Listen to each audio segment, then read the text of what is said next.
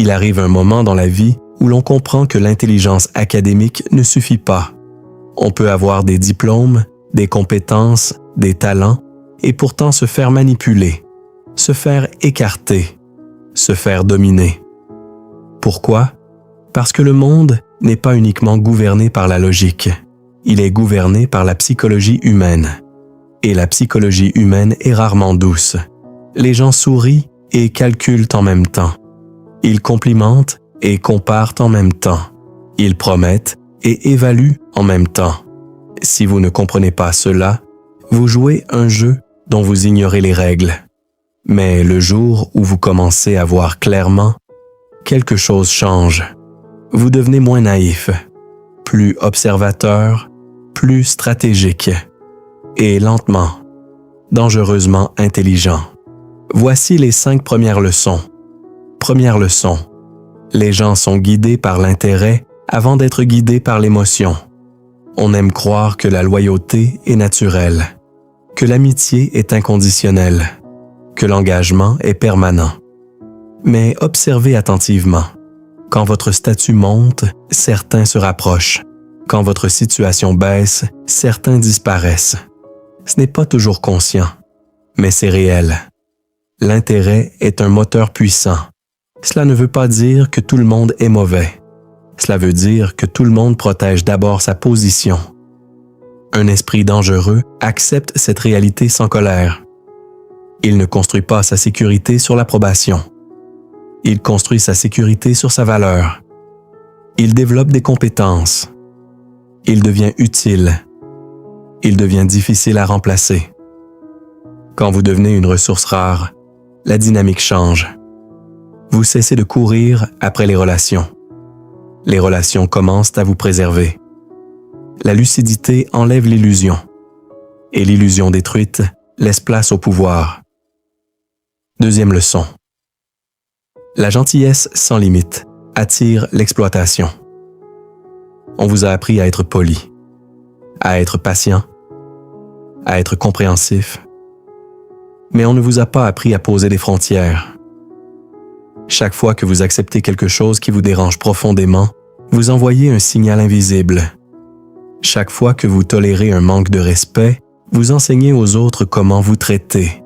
La psychologie humaine fonctionne ainsi. Ce qui est permis se répète. Un esprit dangereux comprend que la compassion doit être équilibrée par la fermeté. Il peut sourire, mais il peut aussi dire non sans trembler. Il peut écouter, mais il peut aussi partir sans s'expliquer.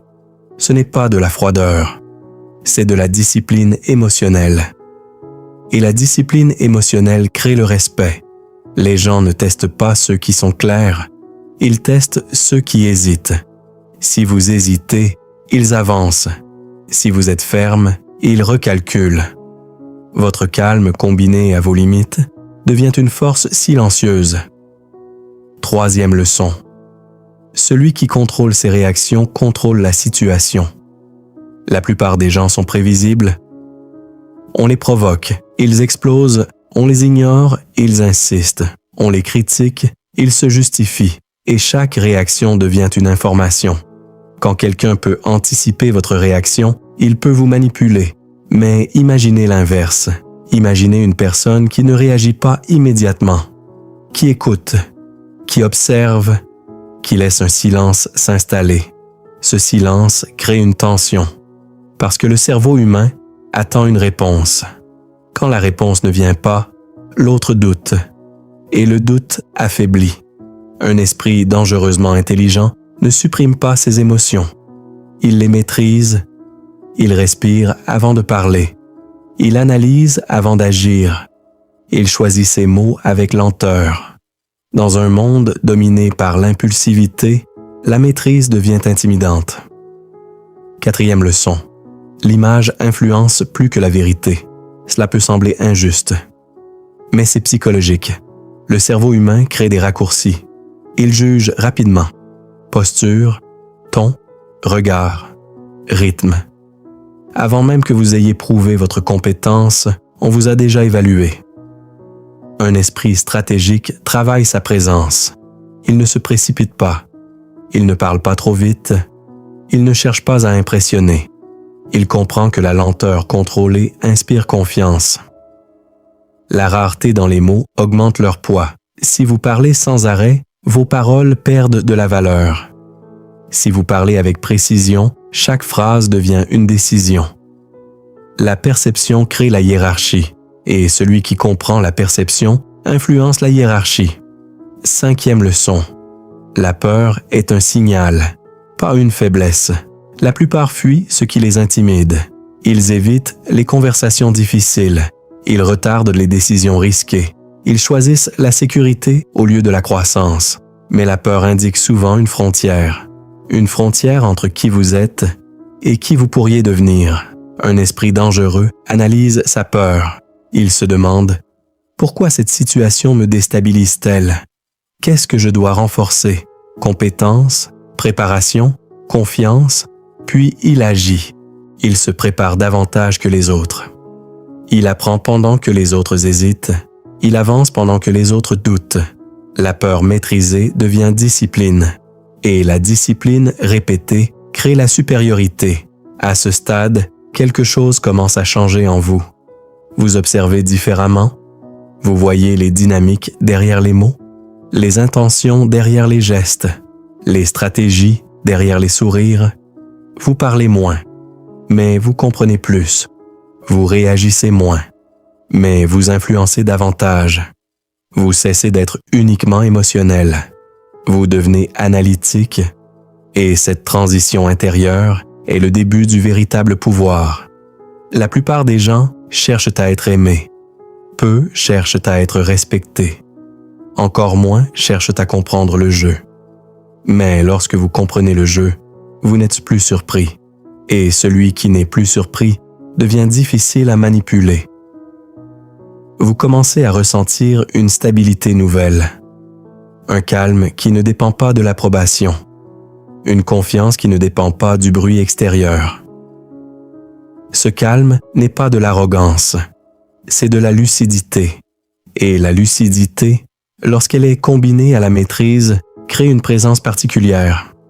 Une présence que l'on ne peut pas facilement intimider. Une présence que l'on hésite à défier. C'est le début de l'intelligence dangereuse. Pas agressive, pas destructrice, mais stratégique, consciente, imprévisible. La suite ira plus loin, plus profonde, plus froide, plus précise. Et elle transformera définitivement votre manière de voir les relations, le pouvoir et vous-même. À ce stade, votre regard a changé. Vous ne voyez plus les interactions comme de simples échanges. Vous voyez des dynamiques, des intentions, des rapports de force invisibles. Vous comprenez que chaque silence communique, que chaque réaction révèle une position, que chaque décision redessine la hiérarchie. Mais pour devenir véritablement dangereusement intelligent, il faut aller plus loin. Il faut entrer dans la zone que la plupart évitent, la maîtrise intérieure profonde. Voici les 4 dernières leçons. 6e leçon, ne révélez jamais toute votre stratégie. La transparence totale est une faiblesse dans un monde stratégique. Beaucoup parlent trop tôt, annoncent leurs projets, exposent leurs ambitions, partagent leurs objectifs avant même qu'ils soient solides. Et que se passe-t-il? Ils attirent les critiques, les doutes, les résistances invisibles.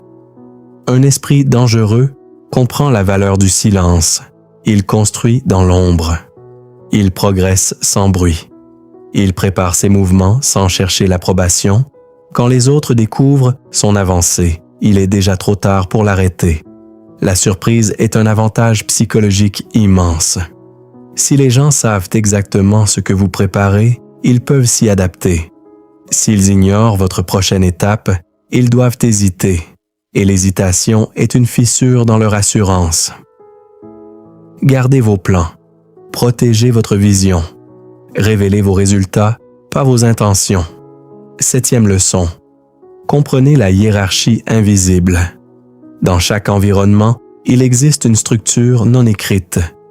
Qui influence vraiment? qui est écouté sans parler fort, qui change l'atmosphère d'une pièce simplement en entrant. Le pouvoir n'est pas toujours officiel. Il est souvent subtil. Celui qui comprend cette hiérarchie sait où placer son énergie. Il ne gaspille pas ses forces à combattre frontalement. Il observe, il analyse, il s'adapte. Il sait quand se rapprocher, quand rester distant, quand attendre. Beaucoup échouent parce qu'ils attaquent la mauvaise cible. Il défend le symbole, mais ignore l'influence réelle. Un esprit stratégique voit au-delà des titres. Il lit les comportements. Il identifie les alliances. Il comprend les jeux d'influence. Et une fois qu'il comprend la structure, il navigue avec précision. 8e leçon. Celui qui dépend le moins contrôle le plus. La dépendance crée la peur. Peur de perdre une relation, peur de perdre une opportunité, peur de perdre une position. Et la peur rend fragile. Si vous avez absolument besoin de quelque chose, vous négociez mal. Si vous avez peur de partir, vous acceptez trop. Un esprit dangereusement intelligent développe son autonomie financière, émotionnelle, mentale. Il apprend à être bien seul. Il apprend à se suffire à lui-même. Il apprend à ne pas supplier pour rester. Cette indépendance change tout. Quand vous pouvez partir sans panique, votre posture devient stable. Et la stabilité inspire le respect. Celui qui peut se retirer à tout moment possède un pouvoir silencieux. 9e leçon. La maîtrise de soi est le sommet du pouvoir. Vous pouvez comprendre toutes les stratégies. Vous pouvez analyser toutes les dynamiques. Mais si vous ne vous contrôlez pas, vous restez vulnérable. La colère mal dirigée détruit des années d'efforts. L'ego blessé provoque des décisions impulsives. L'impatience ruine les plans à long terme. Le contrôle de soi est rare. Restez calme face à l'insulte. Restez patient face au retard. Restez lucide face à la provocation. C'est cela, la vraie domination. Parce que celui qui contrôle ses émotions contrôle ses choix. Et celui qui contrôle ses choix contrôle sa direction. À ce niveau, vous ne cherchez plus à impressionner. Vous ne cherchez plus à prouver. Vous ne cherchez plus à convaincre tout le monde. Vous observez. Vous sélectionnez vos batailles. Vous agissez avec précision. Votre énergie devient concentrée. Votre parole devient mesurée. Votre présence devient plus lourde sans que vous éleviez la voix. Les gens ressentent quelque chose de différent. Moins de besoin, moins d'urgence, plus de contrôle. Et le contrôle calme est plus intimidant que l'agression.